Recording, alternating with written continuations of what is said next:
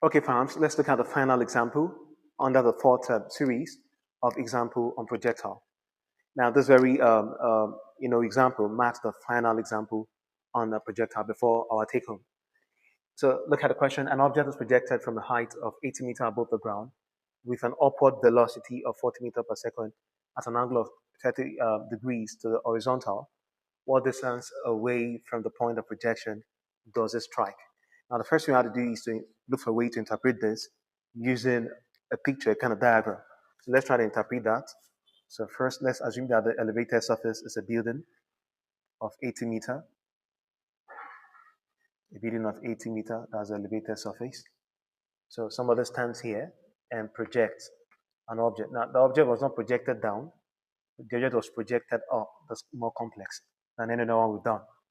So it's projected up against the horizontal, 30 degrees. So we have the height already, 80 meter.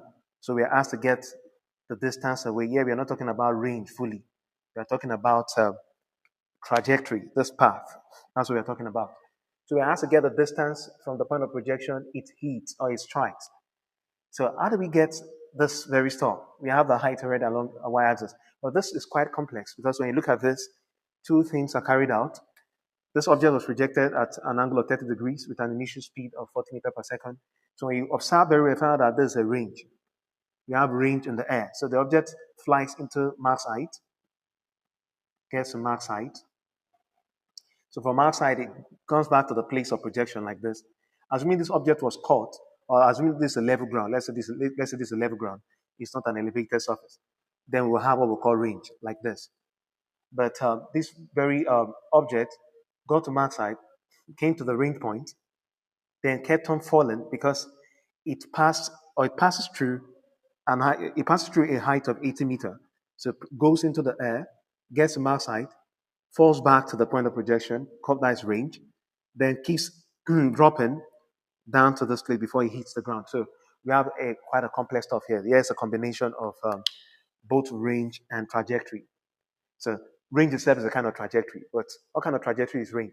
Range is a level ground trajectory, a kind of trajectory whereby the height involves the height covered from that is in comparison with the max height. The height we have constant height covered. For range, we are talking about something like this. For range, an object is projected up like this, max height. This is range here. From here to here is range. Why is it range? Range also is trajectory, but this time around is more or less, I can call it equal ground and trajectory. From here to here, max height, you can see the height. Right from max height back to the projection point is still the same height. And that's why range is possible. But for this is crazy because of the fact that we have something that looks like range at this very portion, at this very point, from here to this place, here back to this place, we have range. But the whole thing does not end here. It continues down to the ground, down to the earth, from this elevated place of projection down to the earth, like this. So we have range. The first thing we have here is range, and the next thing we have here is trajectory, range and trajectory. So we're going to be combining the two of them. At this very point in time, there's a range. Look at the distance covered at this very point in time from here to here. Before we now have another distance, further distance covered, at the same angle, as far along x-axis. For x-axis, there's no acceleration, so the speed remains the same thing. So what's the formula for range? Don't forget, range is initial speed squared sine 2 theta over gravity. That's the range. And also our stuff distance along that's trajectory. That's what we have. Don't forget this formula is popular. You need to know this formula, very important. 1 over 2 times gravity, distance squared over mu squared cos square theta, like this. So we're going to get the range first. That's the first thing. So what's our range? Our range, initial speed raised by 2, that's 40 raised by 2 times sine 2 theta, that is sine 2 times 30 degrees over gravity, which is 10. So what do we have? 1,600 times sine 60 degrees over 10. 0 cancels 0. So this 160 times sine 60 is root 3 over 2. 2 here 1, 2 here 80. 80 root 3 will give us what? Let's use our calculator to sort that. 80 root 3 80 over 3 will give us 138.56. That's 138.56 meter. So this body, after it was projected up, got to this place, covered 138.56 meter, like this from here to here, and also from here to here. So, but it never stopped here, but it never stops here. It keeps falling down to this place. So we're going to use projectile formula this to get the remaining distance from here to here. So let's get that done right away. So distance along y-axis. Don't forget that from this point down to this place, a height of 80 meter was covered. You have 80 meter height. So distance along s, you're looking for that. Then tan theta, that is tan 30. Then plus 1 over 2. Gravity is plus gravity because the body is obeying gravity right now.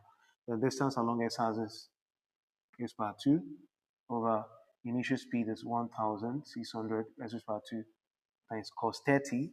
Cos 30 is 3 over 2 raised by 2 is 3 over 4. So we have 4 year 1, 4 year 400. So we have that 2 year 1, 2 year 5, 5 year 1, 5 year 80. So what do we have? We have 80 equals to tan 30 is tan 30 give us I think is 0.5774. 0.5774 distance along x plus distance along s squared over 80 times 3, 240 over 1 over 1. So the next thing we do right away, we get the LCM 11240.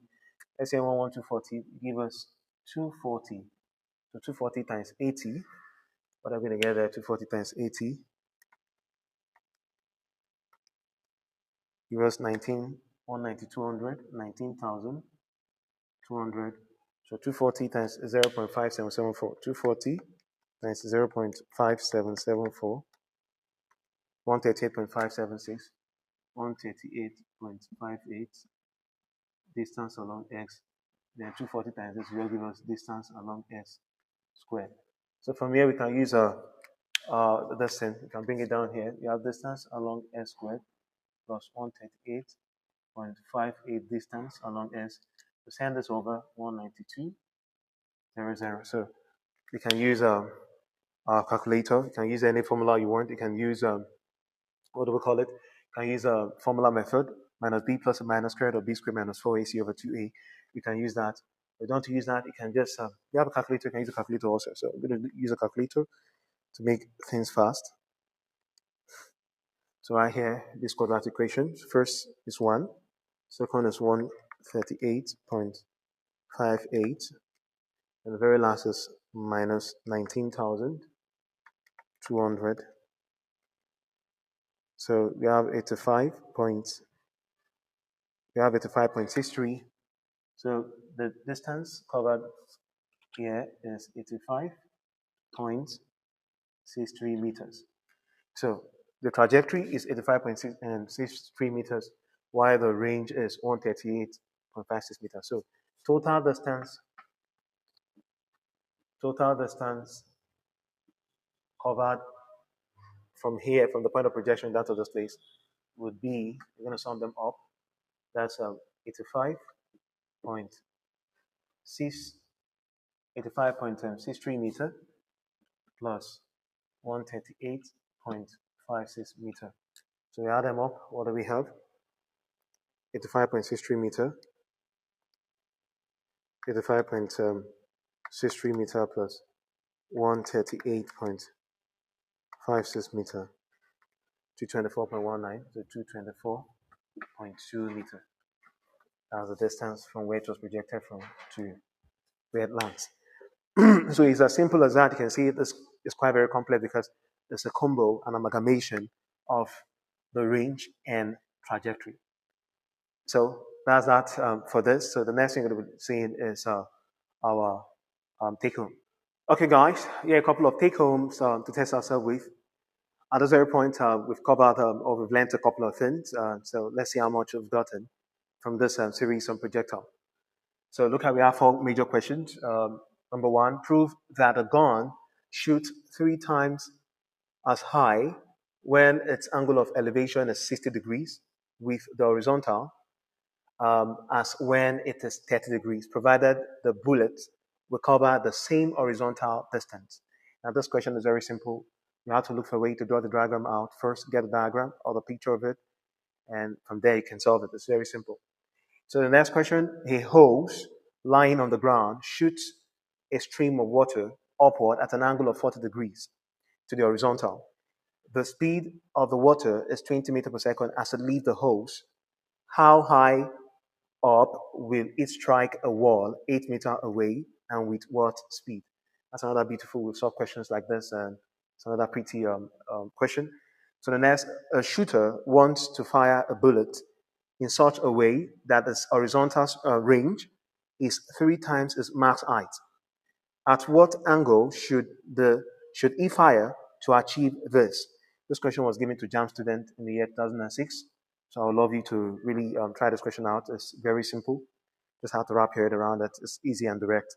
So the very last question is a, a stone is projected from the top of a tower horizontally with a speed of 4 meters per second and lands on a level ground at a horizontal distance 25 meters from the foot of the tower.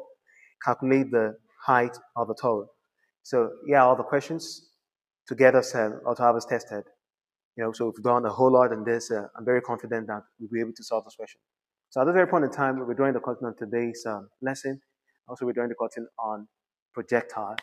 So it's been a nice time, working on projectile. So if you've enjoyed the series, so I would love you to subscribe to the very channel at Edu Mosaic and also follow me on Facebook at Revelation Hub. And please share this expositions or lessons with others. See you in the next lesson. Thanks.